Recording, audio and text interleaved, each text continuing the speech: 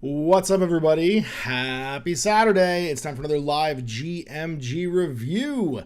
Today we're taking a look at STARGRAVE Death Vector from Osprey Games and my friend Joe McCullough, which is the latest supplement for STARGRAVE. Now, if you haven't seen STARGRAVE, this is a retro futuristic science fiction how else can I put this? Retro futuristic science fiction adventure game in the sort of like themes of Frostgrave. So if you enjoyed Frostgrave, if you enjoyed the sort of like warband building in a science fiction sort of setting, then this is probably going to be for you. It is ably illustrated by, and let me make sure I get this right, because I'm not going to otherwise.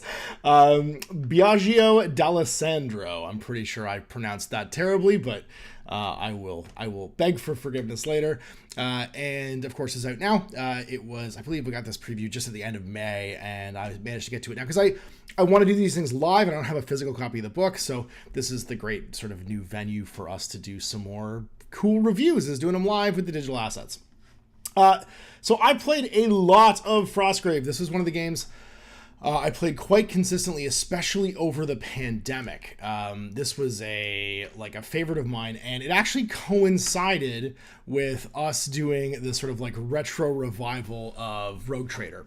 So we did I think a 10-game campaign. It was 10 days in the 10 days in Logan's World, and it was a really fun thing. I painted up a ton of like old Imperial adventurers. My Inquisitor was the leader of my warband. I had an Imperial Space Marine, a field police guy that hung out with me. I made all my own custom objectives, used the Imperial Assassin, and then a mixture of the actual kits from Northstar. Northstar Minis make some beautiful hard plastic kits, but this was like the idea that in this retro sort of like sci-fi setting that Joe's made, pirate fleets basically rule everything. The old empire has crumbled, and this kind of fit that old school vibe of Rogue Trader, where we could go to Logan's World. The Eye of Terror basically opens once every 1,000 years, I think it is, and the Imperium tries to reassert their dominance. So we set on Logan's World. I did a bunch of period terrain. You can see I even have like the rocky spires, the weird sort of like almost Mos Eisley buildings. I used lots of different colored moss because that was an old classic of Rogue Trader, to try and do some classic sort of like terrain styles. And the bad guys I used were actually all old Rogue Trader era orcs. They were my pirates. There's a great solo component to the game as well that you can play through, and this supplement is basically adding in and showcasing a ton of new stuff. So one of the things Joe's added in the most recent supplement before this one was more advanced rules for like your exploration and your spaceships. And this sort of, again, adds to that. This adds another layer to the exploration stuff, especially when you have to get into AI controlled space.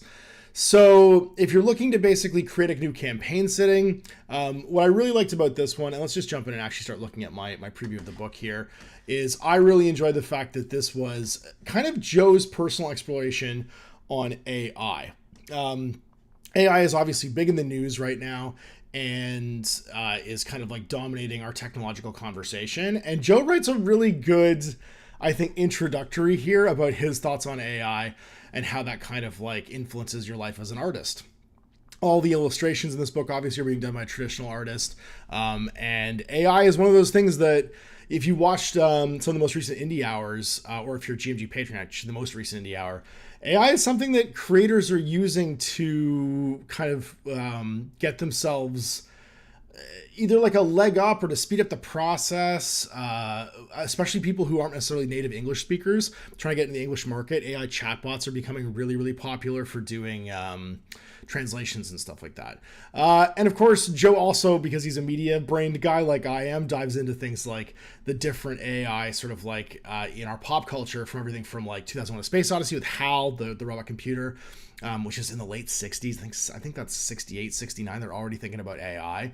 And the Terminator movies with Skynet, right, where it destroys the universe. There's some great, so anyway, some great thoughts in here by Joe.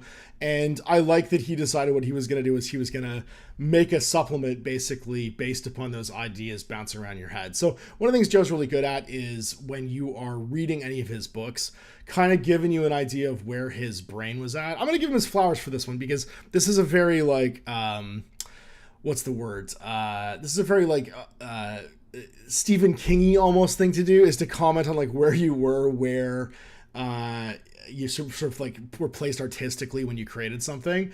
And a lot of people just don't think about doing that. So I love that Joe waxes philosophical because it gives me something to chew on too.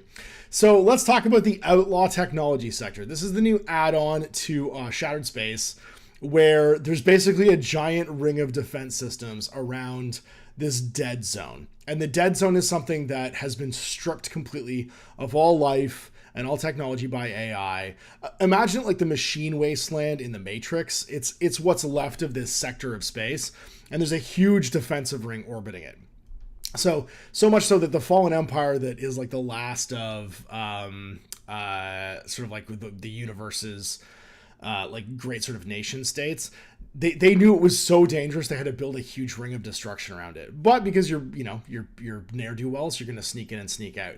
So the whole idea is that when you enter this section of space, you have to get by the defense grid. So you have to make a TN12 navigation roll. And this game does use the Space Encounters table from Bold Endeavor. Bold Endeavor is basically the you have to use your ship to do stuff expansion for STARGRAVE. And you don't need to have it, but the idea is it's compatible with it and kind of a continuation of it. So you can just not use it and use all the encounter tables and just like say, yeah, we skipped in and we skipped out. Or you can use this extra step where you have to enter and leave. Now, what's interesting is when you do enter and leave, you can't buy anything. So there's no shops here, right? It's dead space. All that's in here is like the scraps of this war against AI and then all the dormant AI systems that have been disconnected. The war basically, the idea was that there was like a global network or a galactic network, and they've isolated it such that they've destroyed all of the like relays in between it. But if you like wake up one of these systems, the emergent AI comes out and starts to try and fight you. So you can't hire new soldiers, and you can't buy or sell gear. You can only go into like, so you can find stuff, but you can't go to the trading post because there's no trading post. Everybody's dead. You also can't buy ship upgrades or take a ship in for repairs. So if your ship gets jacked up, it's your engineer having to deal with it all by himself. And you can't hire any new soldiers, but you can replace fallen crew members with robot versions of recruits and runners. So one of the things in the character creation system that I love in STARGRAVE is that when you make a crew member, they can either be human or they can be robot, and there's advantages and disadvantages to both, right? Like robots can't get poisoned and stuff like that, but they're also, susceptible to like electrical damage and EMPs and things. And energy attacks. And so there's like an up and down to doing this, but you're basically just like grafting together pieces of an R2-D2 or a C-3PO when you're in the zone. And it's a cute little trick for making the campaign system feel different, right? You can get common gear because it's just your ship stores. But you can only equip robot dudes because you're basically pulling guys together. We also get a feature on some of these great kits from, if you haven't seen these like spec op kits with their crazy like little like lensed helmets. These are from North Star as well, Nick at North Star. And they're kind of like Cybermen bully dudes. They have like almost, think of them as like a Surfeiter box in 40K terms. But they have these great like cool dome heads too that kind of make them look like Spec Ops. I love these box sets. They make great bad guys though, as a big part of the leftovers of the AI war is the human bodies that got Borgified. So then you get your space encounters. So the OTS is a unique region of space and thus presents different challenges to us, the ravaged galaxy. To highlight those differences, players are encouraged to use the following tables to replace the space encounter tables in Bold Endeavor. So Bold Endeavor was kind of the Star Trek-y sort of supplement, right? It's a road show. Something happens every game where you bump into stuff and things will like appear for you. In this one, you've got a whole different region of space to explore. So obviously it's going to be slightly different. And the bad guys are going to be different. So think of these as like the pre-game encounters where stuff can happen even before you get to the table. It's a little bit like if you've played Mordheim before, the Mordheim events table that happens after the game, in this can happen before the game on your way to go do things. So some examples are, here's a dimensional flock. The image appeared for a second and then disappeared on the scope, and then another one. It's the aliens from Fluidic Space. Finally, with the help of the ship's computer, you understand it's a group of two-dimensional objects turning and tumbling through three-dimensional space. When looked at straight on, they're huge, but as they turn, they grow smaller until they disappear momentarily. So basically, if you've ever, you know what it is actually? It's the moon men from Aqua Teen Hunger Force. It's the 8-bit moon men. They just disappear if they turn sideways. Oh my god, that's all I want it to be now. I'm going to draw pictures of the moon men when I play this and have them be my two-dimensional flock. But then it'll result in like some kind of thing you have to do for your fleet. So in this one, you have to make a pilot roll at TN18 and a navigation roll at TN18. If you exceeded both, you move over to the flock's way. If either fail, out of the amount you failed each one by, add them together, multiply them by 3, and you take structural damage to your ship. But then assuming you survive, you can make a science roll and a doctor roll, and if either roll's passed, you realize the objects were living two-dimensional beings, and you gain 100 credits worth of information, and if you pass both, you get 50 credits if you only pass one. So like, you do get these neat like little bonuses for doing things. Nanite cloud, so again, you've got some like weird little baby robots, attack drones might come after you. Boarding craft, the small ship came out of nowhere. So like boarding, bad guys basically try and take on the ship. But then you have to actually play like a mini game. You set up a 1x1 table, place a hole in the center of one table edge, and choose 5 crew members of your crew, which cannot include the pilot of the ship's gunner. You may then place these figures wherever you wish inside the room and set up small terrain like machinery and stuff because you're fighting inside your own ship. And then play a solo game scenario using your 5 figures but with no loot tokens. At the start of the first 4 turns, place 2 automatons and 1 automaton butcher adjacent to the roll wall. So you're being boarded by the Borg, which I think is awesome. And you can see in this little picture using some of the North Star minis, right? They're breaking through and spilling out. So I do love these automaton models. They're really, really cool. Because if you look at the design of them, they look a little bit like some of the other plastic kits that they've made previously, except sort of like Borgified and zombified. And again, so there's a ton of these. Like you might find a random escape pod. It might contain a child. You make a doctor roll TN18. If the rolls failed, the child has suffered some damage due to its long cryo freeze, but mostly recovers. Gain 30 cryo. If the rolls are successful, the child recovers fully and gain 50 experience points. Either way, the crew may keep the child on their ship or drop them off at the Navy's second harbor. This only matters for narrative purposes. It makes no difference in the world. You find a Wesley. There's a Wesley on board. You gotta take your star child somewhere. And I love these because each of these is kind of like a science fiction trope. Obviously, get your little Borg pods here. Dude's coming out. You might just find an insane AI. In an instant, the ship goes crazy. Every alarm sounds and every workstation scrambles. Something's in the ship's computer attacking every system at once. If you don't get a hold of this quick, the entire ship will be torn apart from the inside. So you have to make like an everything roll, basically. Pilot roll, ship gunnery roll, navigation roll, science roll, engineering roll, and doctor roll. The ship suffers 5 damage for each one that you fail and repeat each roll that failed, but it's +2, and you take 5 every time. So basically to purge the system of all these things. And your ship might just explode. If all still rolls that are failed, if you do at least manage to destroy the AI that's attacking your ship. If, however, you manage to succeed on all 6 rolls within these 3 rounds, then you've isolated and captured the AI. You may select one crew assignment and give it a permanent +1 AI bonus. And this can stack with other AI bonuses, though no ship assigned to it. Could you imagine? You just take the AI out of space later, and it's basically you're gonna decide that you're gonna be what's his name, David from Prometheus, and just start taking alien eggs out of the zone. Crazy Nova mines, just a ton of different encounters. I love this one though, Rogue Moon. When traveling next to a gas giant, you pick up the strange readings from a furthest moon. Although it appears a little more than a hunk of rock, it's broadcasting something that sounds like a language. As you fly closer, you can see the pinpoints towards the signal. Hundreds of small portholes open in the surface of the rock and long metallic tentacles spring out. It's the evil moons from Dead Space. You have to basically fight this thing and get away from its tentacles. A shattered Dyson sphere. Okay, if you don't know what a Dyson sphere is, it's basically, the Dyson sphere is considered by a lot of science fiction writers to be like the end state of science, where we're so hard up for at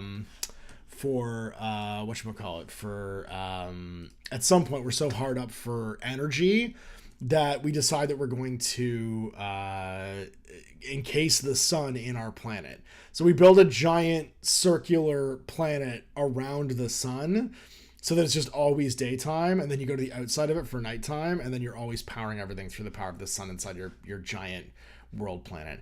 I think that's what the sort of end state of the Endless City in Blame is, if you've ever seen Blame, is that it's actually a giant Dyson sphere built around the sun, which is why it's so enormous and endlessly big. Tons of fun, different encounters here. Space worms. You just find a settlement. which I think is great. You can actually finally trade. There might be someone surviving in here. You find a bunch of crazies. You find what was that in Predators? You find a Lawrence Fishburne. You find a Lawrence Fishburne living in the walls, hiding from the Predators. That movie is definitely underrated. I enjoyed Predators a lot. I thought that the twist with that 70s show is pretty great. And then chapter 2 is the network. Okay, so that was the first one. It's like, what's it like to be inside this space? What are the encounter stuff?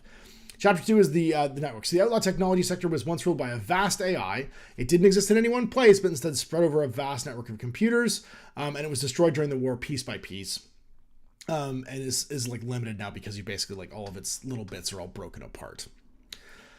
The network's a new campaign element that adds to STARGRAVE campaigns. Narratively, it's kind of like the Death Vector campaign with a focus on AI, but mechanically it will work with any campaign with like a fixed group of players. So you have to have you can't add and subtract players over the course of it. It does require the use of advanced astrogation rules in Bold Endeavor. Essentially, the network is a vast computer web filled with different nodes. To gain access to a node, you must first unlock it. It's a form of hacking that follows the same basic rules as data loot tokens, though with a varying target number.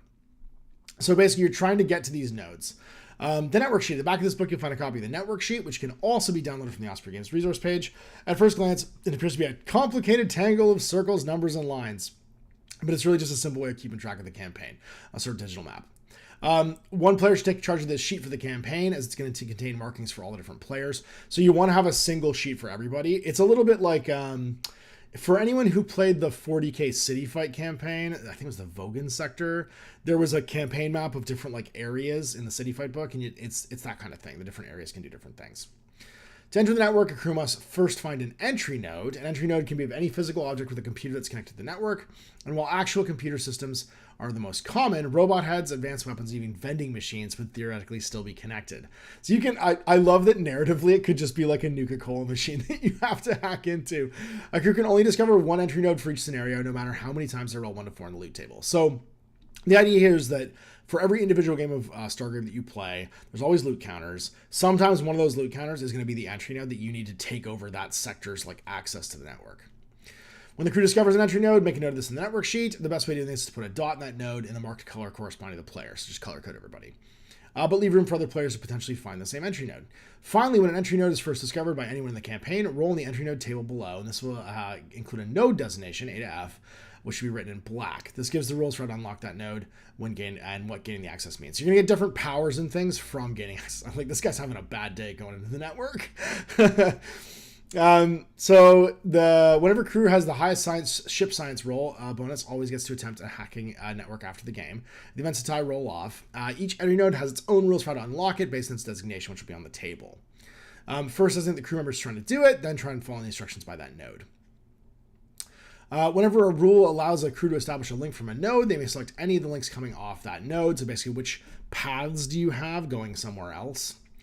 And these are different types. So it's all these 1 through 20, but the rarest one is, of course, G. Unlock this node following the same rules for unlocking a data loot token with a TN of 15.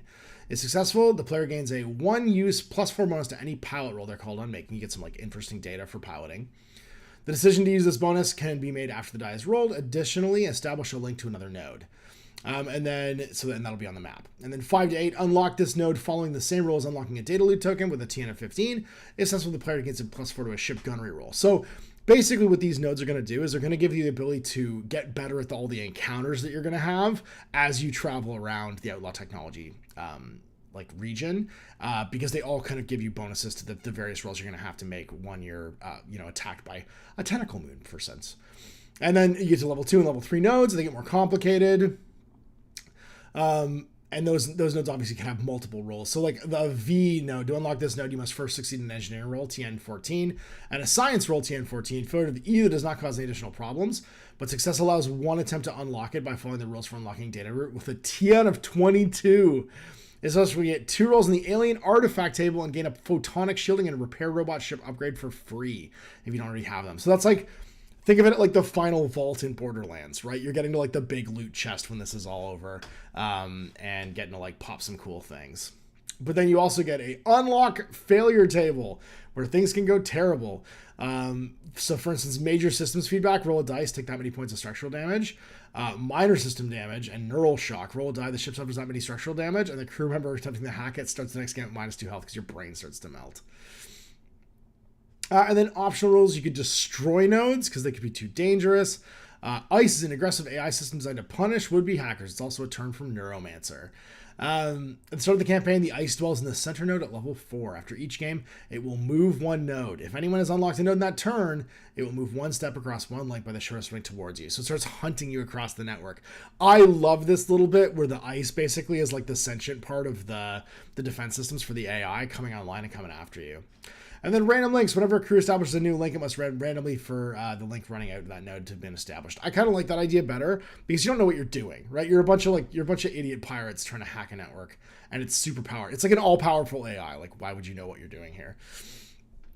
And then rules for creating your own network. And this is probably my favorite part: is that you don't have to just play with the one in the back of the book.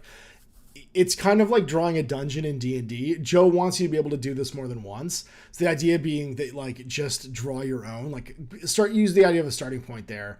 But then you could have all kinds of other reasons to have a data network that you need to play through. So, like, part of what makes the Ravage Galaxy fun is it's a dark age in space. The huge interconnectedness of the galaxy is gone, lost in the flames of the last war, and there's numerous smaller networks still functioning. So you can encounter one outside of the Outlaw technology zone. And then we get our scenarios. And these are, of course, the bespoke scenarios that kind of like fit the region. I'm not going to ruin them too much, but basically they all have to do with like fighting various AI defenses and then looting all of the cool stuff that's inside. The wire, I like the names are, the naming convention actually are great here. Once upon a time, this planet must have been a huge manufacturing facility, but it's been so devastated you couldn't even scan the surface until you drop below the vast particulate debris cloud that's replaced most of its atmosphere. Now, however, you're getting some very curious energy readings from not far below. You've set the ship down at the closest safety point. The atmosphere is still barely breathable, but you're hoping not to stay too long. There's just a giant pit full of wire. That's great. Something very strange is lurking in the pit, a machine you can't quite identify. If you could get close enough to get a direct scan, such information could prove valuable. But then you have to deal with the fact that there's a unwanted attention thing living inside this giant pit of wire. Like some weird AI's basically collected huge spools of copper cable. You encounter their scavengers. Particulate sluice. A vast cylinder floating in the vast of the system is probably the least damaged structure you've encountered in the OTS. Although the design is like nothing you've ever seen before, the various energy readings from it suggest it's a particle sluice set up to harvest and separate different forms of dark matter. If that's the case, there must be some advanced and rather expensive technology inside to go steal. And that's the usual thing. You're space hobos, right? You're trying to steal whatever you can. I like this coffin ship one too with all the weird zombies in it. Well, not space zombies. Floating on acidic seas. And that one's kind of the, the Ocean World Kill Team stuff from 40K. More great pictures of these Nick models, Metal Forest. So you're going to get, I think it's 10 scenarios. And then on top of that, we get some new equipment and stuff too. So all kinds of new advanced technology. And this is something that Joe likes to put in every single one of these books. It's just new gear. Half the fun of playing a science fiction game is finding all the weird and different kinds of like science fiction tropey ideas for gear that could be in a game like this. And I honestly think there's two things Joe likes doing more than anything else.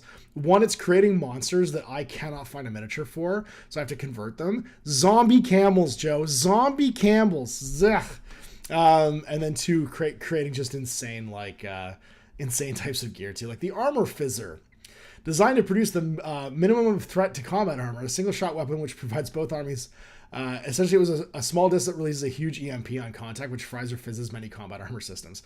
It's basically the thing that goes on Thor's neck in Thor Ragnarok and keeps zapping him back to sleep. Although I didn't understand how an electric thing would affect the God of Thunder. That's just my brain not working. Climbing claws. This is some the Batman Beyond stuff here, where you've got the kid, the Karate Kid doing his climbing claw stuff in his bat suit. And then some AI specific things too, like the Data Scrambler. a grip pick cast in the shape of a traditional spanner. That's a wrench for you Americans. This advanced technology pick uses numerous detachable parts allowed to reconfigure for any job. It's a Leatherman, Joe. It's just a Leatherman. Come on. And then laser batteries, laser picks. I want the laser, what is it? The laser bread knife from the Most Def Hitchhiker's Guide to the Galaxy, because it's the Martin Freeman one where it's just a lightsaber and it toasts and cuts the bread at the same time. That would be, if there's one piece of technology that we're missing from the world, it is that. We absolutely need that to come back. Personal grenade shields, just blow people up by having that happen.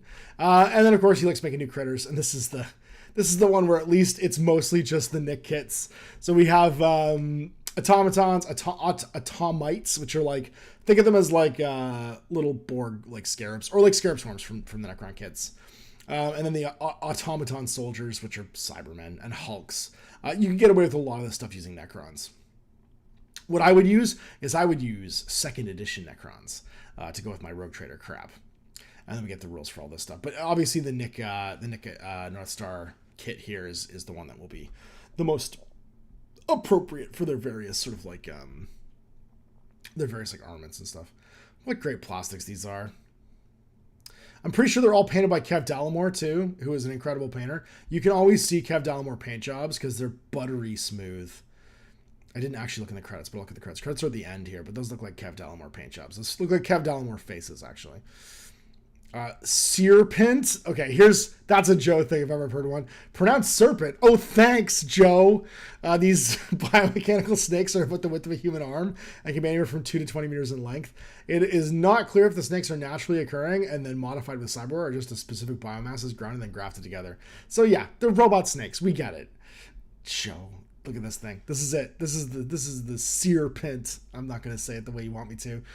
No, Bobby Jackson sculpted the miniatures. Miniature painting is Richard Taylor, Andrew Taylor, and Kev Dallimore. I knew it. Transformantic, Dave Gaffam, Adrian Swalls, Deep Cut Studios, Mark Coppelson, Kev Dallimore. And the photography is also by Kev Dallimore. Kev does so much of this stuff that I can almost always pick when it's him or not. And that's it, man. We are done taking a look at the latest of the Stargraves. I really like this one. I think it's a kind of a modern classic in like settings, and it does feel like Joe can have the ability to make content for this almost forever, because you've got this endless kind of Rogue Trader Galaxy. Honestly, and I don't want to steal this from you, Joe, this is the kind of shit Games Workshop should be doing. They should be and making it wacky like this and fun like this, but they don't make a kill. Like, this is the reason why I was kind of critical of Kill Team Typhon, is that it doesn't go. You compare something like this to the Kill Team Typhon, and you feel how Kill Team Typhon's game designers don't know how to make anything that isn't a balanced game. So even like their attempts at like rogue, like trader style, like adventure games feel like they are a 40k standing in circles pushing buttons paintball match. Take notes. Every Games Workshop designer should just go read these supplements as ideas of what you could do, because I mean, you can, like, until then, we're just talking to be using old 40k miniatures to play Joe's games, as well as Nick's beautiful plastics that he's put together that are, just equally good. So yeah, we've done another one. We've checked out the latest from Osprey, and of course some cool miniatures from Nick and beautiful paint jobs by Kev and awesome writing by Joe. And I hope you guys enjoyed this. If you didn't catch this live, obviously huge thanks to my patrons that make this possible. Huge thanks to Osprey for sending along the review pack to review. I will be using those like this in the future so that we can actually get these out, because when the book doesn't show up, like, I assumed that a physical copy of the book was going to show up and then it didn't, so I didn't do anything with this, and I'm a bit late on this one, but I'll try and be more. I can just do this now, and when and if the physical comes up, I can incorporate it or not. But it means that I can be more on top of these digital reviews. And yeah, I really enjoyed this. Tell me in the comments what you think about Stargrave. I will link in the what is it, up here? One of these corners, this corner over here. I'll link the Let's Play, so people can check out playing some Stargrave. There's like 15 or 20 Stargrave games on the channel probably already for you guys to go check out. And yeah, maybe we'll give this one a go. But thanks for watching. Thanks, I'm Ash.